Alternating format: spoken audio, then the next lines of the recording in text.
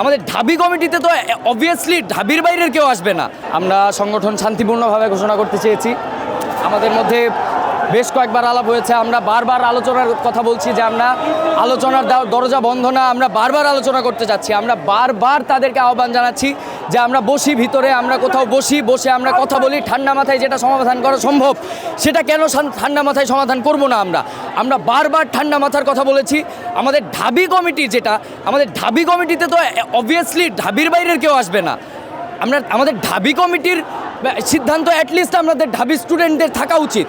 আমরা যারা ঢাবি স্টুডেন্ট, আমরা অ্যাটলিস্ট এইটুকু স্বাধীনতা আমাদের থাকা উচিত যে আমরা ঢাকা ইউনিভার্সিটিতে আমরা যে রাজনীতি করব সেই রাজনীতি যেন আমাদের স্টুডেন্টদের হয়। সেখানে তারা যে স্টেক দাবি করছে সেটা পুরাপুরি ভুয়া, সেটা তারা পুরাপুরি মব ক্রিয়েট করতে আসছে এখানে। আর সংগঠন যারা ঘোষণা হোক এটা চায় না। বারবার এর পিছনে আমরা দায়ী করতে চাই যে পতিত ফ্যাসিস্ট সরকার যেভাবে টাকা খরচ করতেছে এই বাংলাদেশের মানুষজনের মধ্যে, অ্যান্টি ফ্যাসিস্ট যে রেজিমগুলা, তাদের মধ্যে যে অ্যান্টি ফ্যাসিস্ট যে ফোর্সগুলা, এই ফোর্সগুলার জন্য তারা যেভাবে টাকা খরচ করতেছে যে আমাদের মধ্যে ভাঙন ধরাবে, তারই প্রতিফল হিসেবে আমরা এটা দেখতে পারি। এটা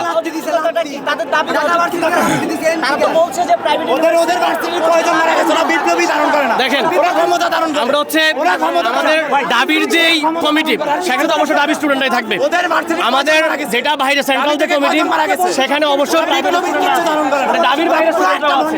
তো সেখানে হচ্ছে দাবি, আপনি যদি দাবিতে এসে যদি মনে করেন যে আমি বাইরে স্টুডেন্টের দাবি দাবি করবো,